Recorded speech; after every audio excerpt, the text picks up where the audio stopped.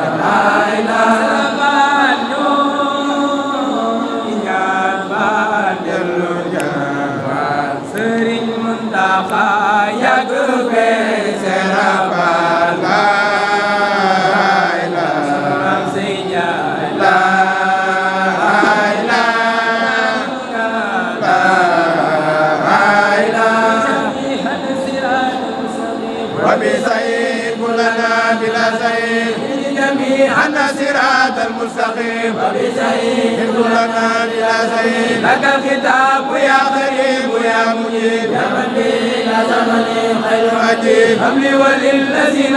تعلقوا يا هدى به لخير له اياك نعبد ونستعين وانك المعبود والمعين دلتنا بك عليك يا رحيم يا من به يغفر كل نعيم هذا الصراط المستقيم هب لنا هدى يهدنا وهب لنا هذا الصراط المستقيم هب لنا هدى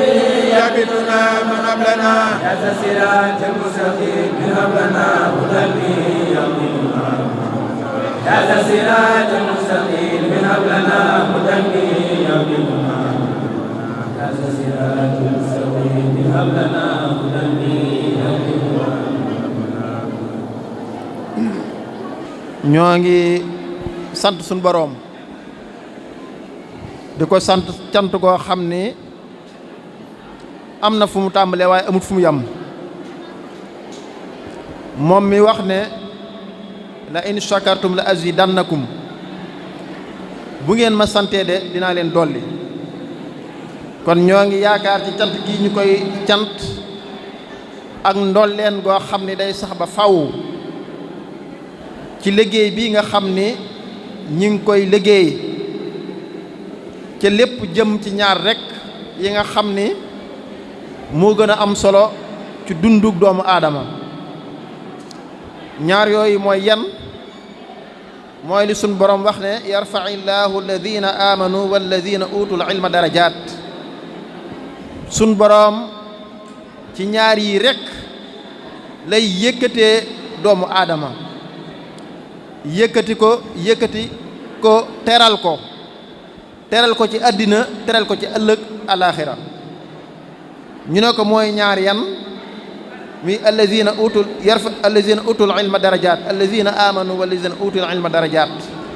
ñi nga xam ne danoo gëm ba gëm nga def ci seen xol ak njub ak ñi nga xam ni danoo sàkku xam-xam ba am ca ay daraja ba am ca ay diplôme moo xam-xam boo xam ne dana mën a jariñ doomu aadama ëllëg tey ak ëllëg nee na ci ñaar yi ci lay yëkkatee doomu aadama kon loolu moo tax Sëriñ Tuubaa Xaadimu Rasuul wax ne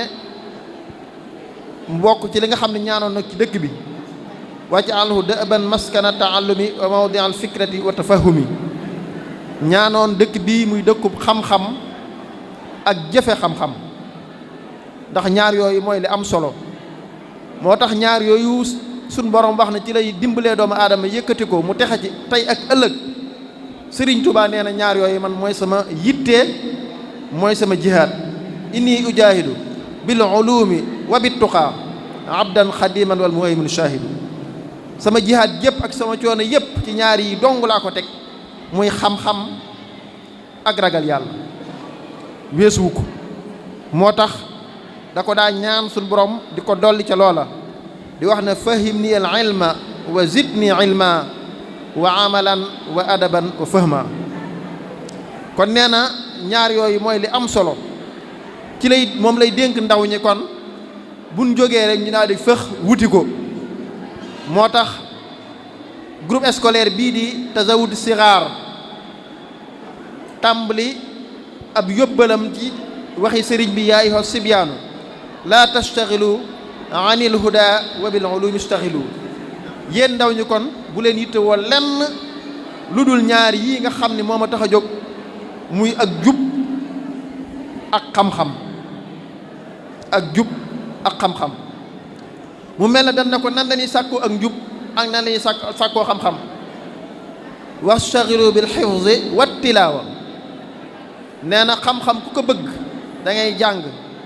di mémoriser di mokkal di comprendre cay liir te nday xam-xam yépp nag mooy alquranul karim di des lépp ay banqaas la mu doole ci rek ca nan la ni amee ak njub muy mu ne wajtani bu majaalisa shaqaawa na ngeen moytu bépp barab boo xam ni barab bu texee di la kon ñaar yooyu mooy li am solo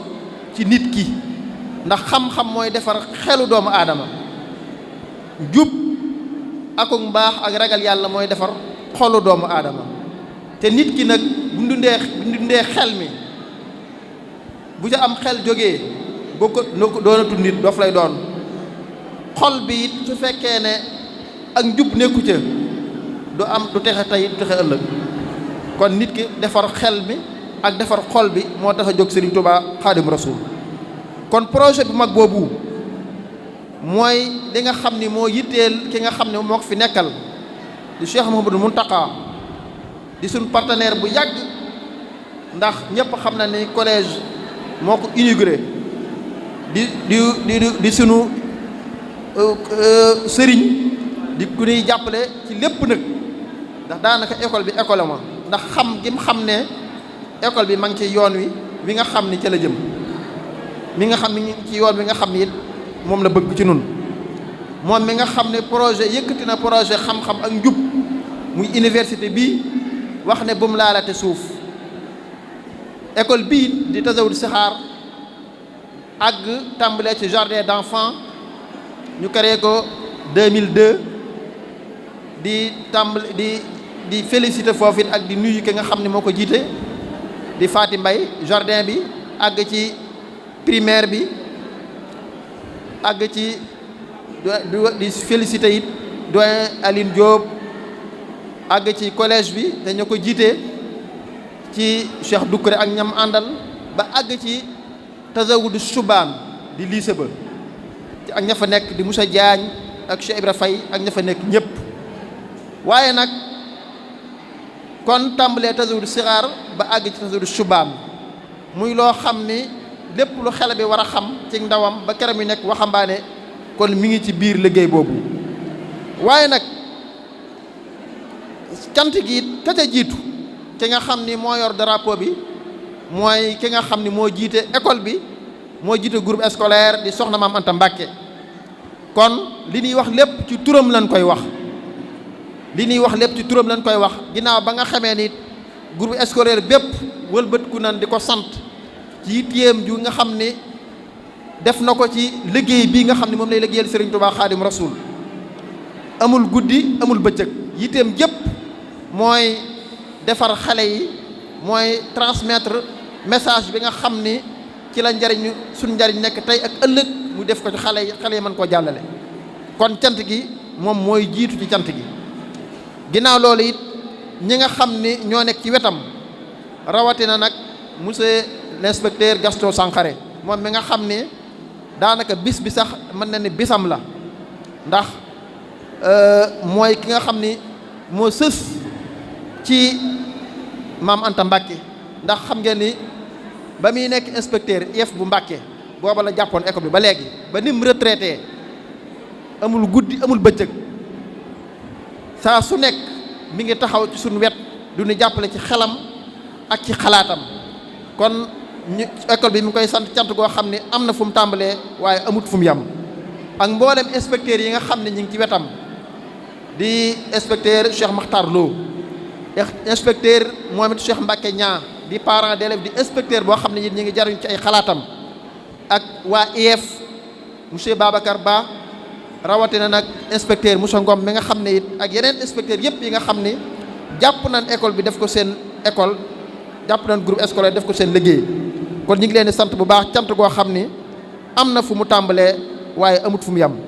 kon daal nañ xam ne bis bi bisub cant la cant gi nag dañ ko tàmbalee ci suñu borom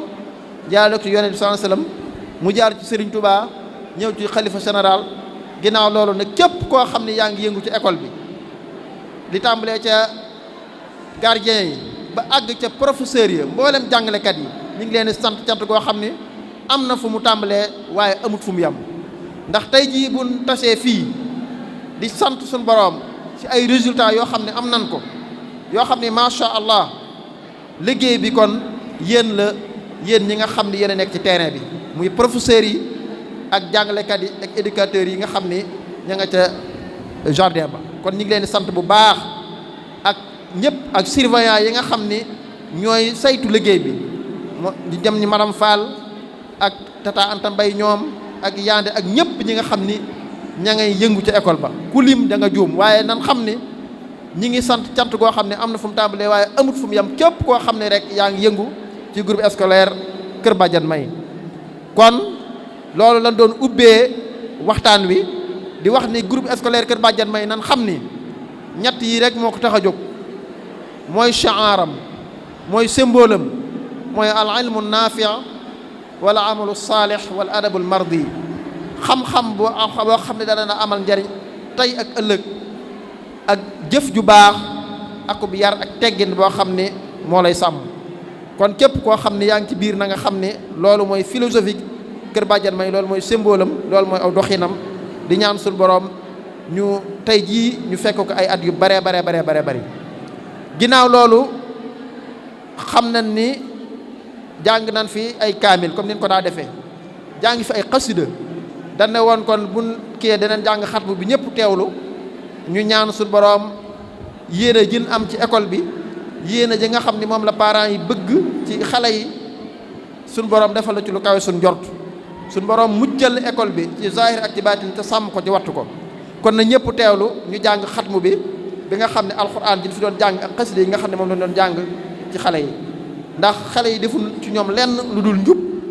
akuk taalibe ak bëgg sëriñ bi ak bëgg lislaam can xam ne it sëriñ Touba mooy symboliser l'islam te dañuy wax école du milieu sëriñ bi moo fi nekk waaye képp koo xam yaa ngi ci école bi école bi li muy saytu rek mooy mbaax kilifa yi nga xam ne ñoo nekk ci Sénégal gépp li nga xam ne mooy liggéeyu mag ñi lépp lay saytu te loolu yaakaar naa ki gis programme yi muy def na programme yu am solo ci xale yi kenn ku ne indi sa royukaay indi mag ñi Cheikh Amadou Fouti Tall Mame Baye Niass mag ñu baax ñëpp seeni njaboot ña nga ca école ba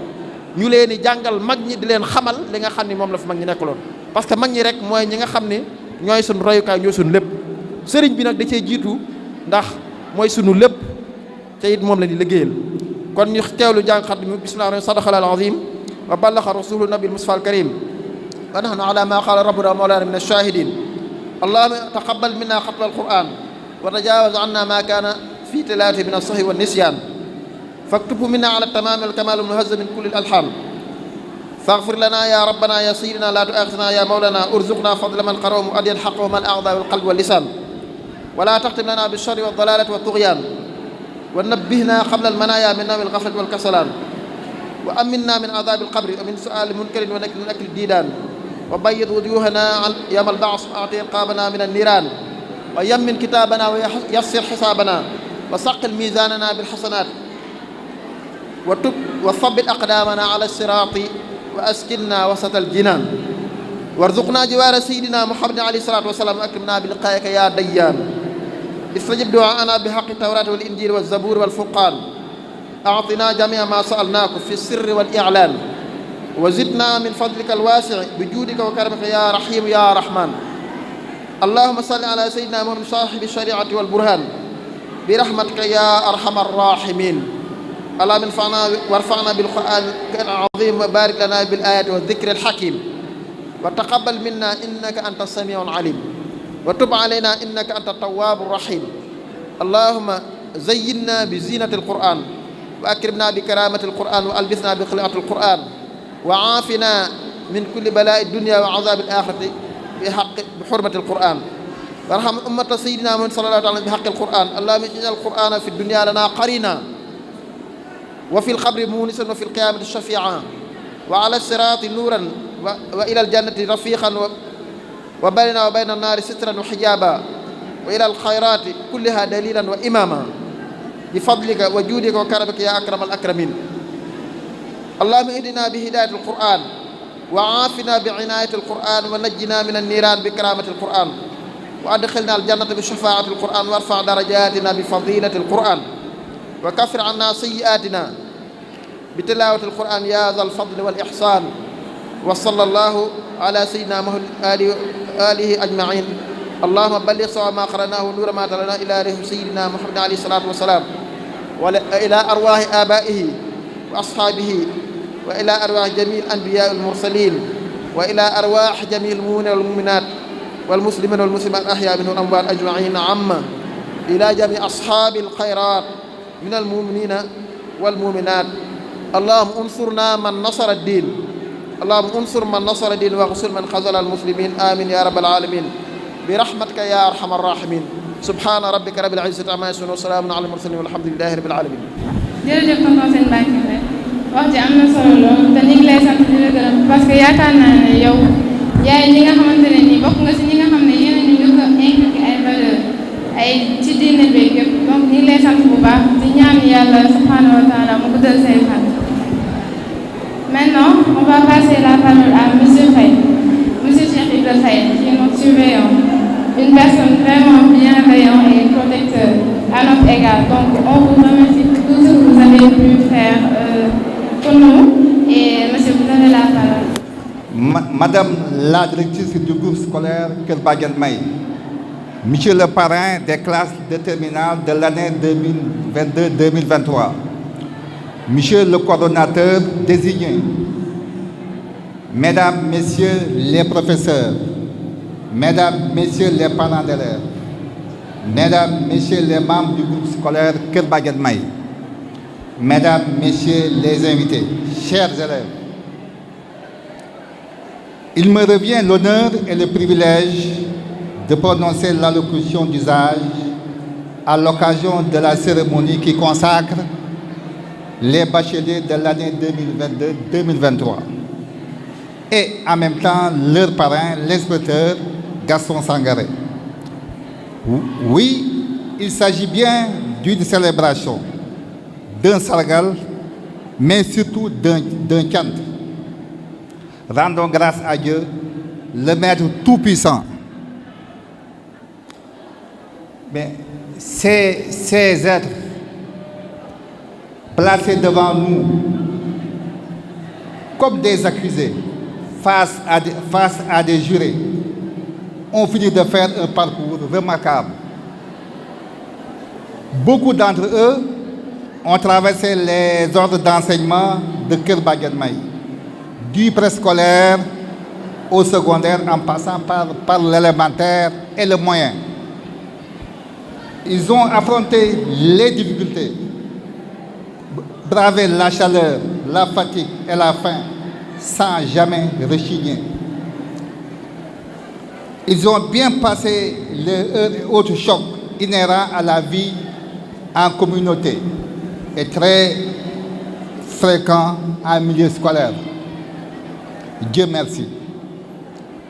Ces élèves qui ont la discipline chevillée au corps ont fait sien les vertus tirées des us et coutumes sénégalais, à savoir le yar, teggin, sutura, fit, pas-pas, ngor, fulla, fayda, teranga. Cela ne surprend guère, car formé dans la prestigieuse école Kër Madiabel May, qui a fini d'ailleurs de se faire une place au soleil.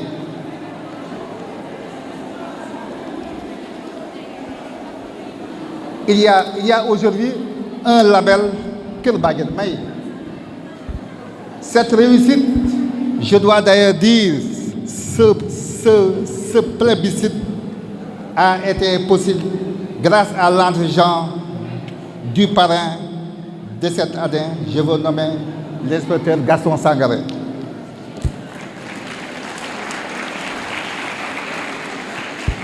Il n'a rien ménagé des prières, des conseils, un accompagnement pédagogique,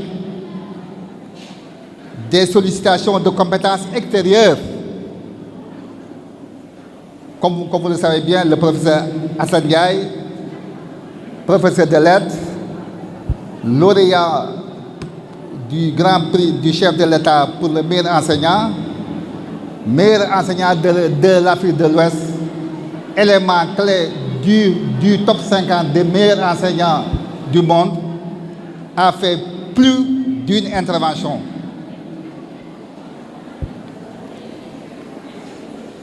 Le parrain, M. Gaston Sangaré, inspecteur de l'enseignement élémentaire principal de classe exceptionnelle, a bien marqué le système éducatif du Sénégal. Inspecteur chevronné, compétent et rigoureux, il a fait plus d'une dizaine d'années à la tête de l'inspection départementale de l'éducation nationale de Mbacké. Ainsi, il a développé la carte scolaire en maillant le département d'écoles traditionnelles, d'écoles franco-arabes, de SEM, et ce de Gapas à Guerlain en passant par Théodore Kossom. Ces éclairages et avis courus finissent par faire de M. Sangaré le juriste de l'Académie de Diourbel. Musulman et fervent mouride, prions pour que Dieu lui prête longue vie et une santé de fer. Que Dieu prête longue vie santé de fer et longévité à ce disciple de Serigne Abdou Khadir Mbacké. Cette réussite, votre réussite,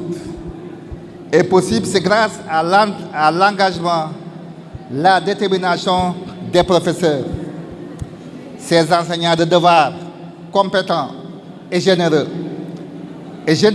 dans l'effort, n'ont pas lésiné depuis l'espace de vérité classe à donner le meilleur d'eux.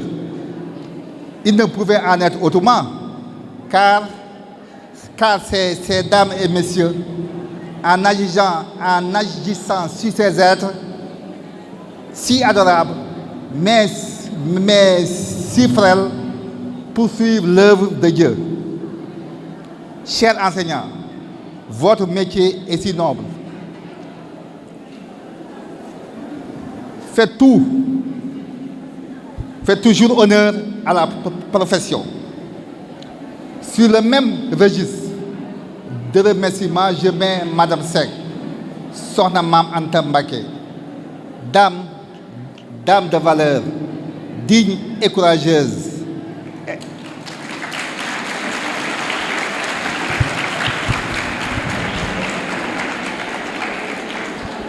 J'ai dit dame de valeur, digne et courageuse. Elle s'est donnée sans compter pour la réussite de cette couvée. Cette dame ne cesse de courir pour le bien et symbolise le bien. Elle est le bien tout court. Les parents d'élèves, oui, nous les félicitons et les remercions vivement pour avoir confié à Kër Badiane May ce qu'ils ont de plus cher, leurs enfants. Si tout cela est possible, ce grand soir d'aujourd'hui, c'est parce qu'il y a un acteur, pas des moindres, Baye Serigne Seck, bienfaiteur. Baye Serigne Seck, j'ai dit, bienfaiteur, l'invisible, il porte bien les cours secondaires Kër Badiane May, comme l'illustrent les installations et les services de qualité. Merci et longue vie à Baye Serigne, lui qui ne cesse d'œuvrer pour l'épanouissement des enfants. C'est le moment de revenir à nos chers élèves. Je devais plutôt dire à nos chers bachelières et bacheliers. Nous voilà maintenant, vous voilà du moins maintenant nantis du baccalauréat, passeport qui vous ouvre les portes de l'enseignement supérieur. Arrive alors l'heure de convoquer l'assertion qui dit que le difficile est bien le chemin. Que le difficile est bien le chemin. Faites des choix intelligents, raisonnables et persévérez. À vos suivants immédiats, vos frères et sœurs, transmettez-leur les secrets de la réussite et à eux de tenir le filon, car à Kër Badiane May liggéey bi du kii mukk ko laal suuf. Kër Badiane May liggéey bi du laal suuf. Je vous remercie de votre aimable attention. Merci beaucoup, monsieur Faye. wax ji am na solo, monsieur. Et on vous remercie vraiment pour lépp li nga mënti def si suñu jàng bi. Vous nous avez aidés et accompagnés durant tout notre cursus. Donc, on vous remercie, monsieur. Maintenant, je vais passer la parole à monsieur Mboup, notre professeur de philosophie. Moom mën nañ na wax ne moom mooy xulóowaale élèves yëpp, mais li mu bëggoon rek mooy lii. Donc, on le remercie vraiment. Comme niñ koy tàmbalee fii ñoo ngi jiital suñu nuyoo si xalif général sëñ Mountakha di ko ñaanal yal na yàlla guddal fanam mu yàgg fi lool te wér di nuyu parents yi di nuyu képp ku fi teew la directrice monsieur Faye ak monsieur l'inspecteur.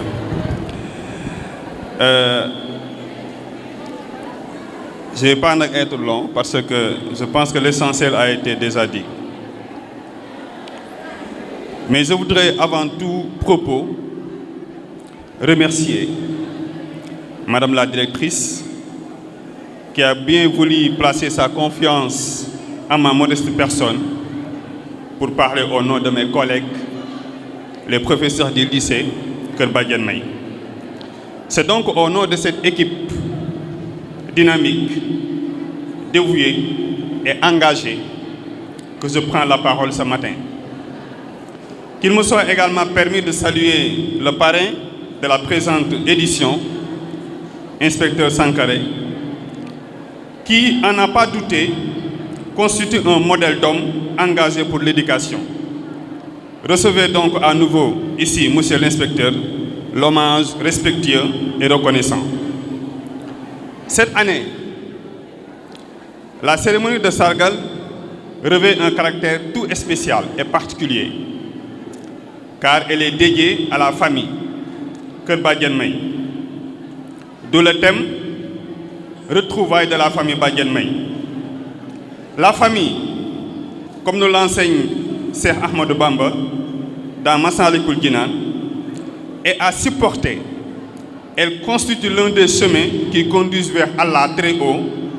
Le minimum d'effort est de se soucier de ses membres. C'est pourquoi je voudrais saisir l'opportunité de cette fête des retrouvailles pour renouveler notre engagement autour du projet Keur Badiane May, projet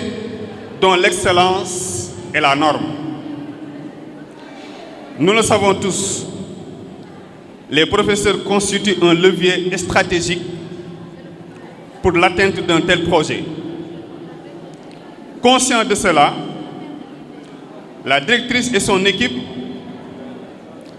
ne cessent d'aller à la quête de meilleurs enseignants, de meilleurs profils, pour les mettre au service des élèves, au service de son école. di wax rek ni projet Keur Badiane May ak ni ñu ko tabaxee dañu am benn directrice boo xam ne fépp fu mu dégg que ni am na enseignant bu baax fépp fu mu dégg que ni am na lu baax pour jëmale école bi kanam dina dem uti ko mu nekk Diourbel wala mu nekk Mbacké wala mu nekk fu nekk di ko def nag pour am ay enseignants de qualité yoo xam ne dinañ mën a jox xale yi njàng mu baax pour que ñu mën a am ay résultats waaye tamit au même titre que l'enseignant, le parent et le chef de l'établissement sont des acteurs clés pour la réussite scolaire et sociale de l'élève. Et j'insisterai sur ce point qui fait d'ailleurs l'originalité du projet Keur Badiane May que nous portons. Construction collective et de poursuite d'objectifs communs. C'est le moment également, chers collègues, de dire que d'énormes efforts à tous les niveaux ont été faits dans le cadre de la promotion de la réussite des élèves, donc de l'excellence. Je serais même tenté de dire que c'est très bien, vu les résultats de cette année. Mais, chers collègues, je pense qu'on peut mieux faire et on fera mieux pour construire ensemble ces résultats à venir, c'est-à-dire avoir 100% au bac avec 100% mention.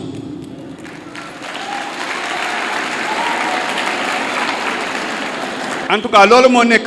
ñun suñu mbébét ñun ñi nga xam ne ñoo yor xale yi fee ci lycée ba pour que at yi ñëw ñu mën a am 100% élèves yëpp am bac am 100% élèves yëpp am mention te duñu ko waxee dinañ ko def parce que am nañ xarañte bi am nañ engagement bi te véritablement am nañ également volonté bi. Donc pour ce faire il n'y a pas de secret, on fera ensemble équipe pour relever le défi,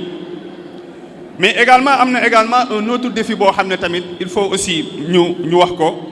moo nekk tey le lycée Kër Badiane May dafa nekk ci benn perspective boo xam ne dañu bëgg a développer enseignement des sciences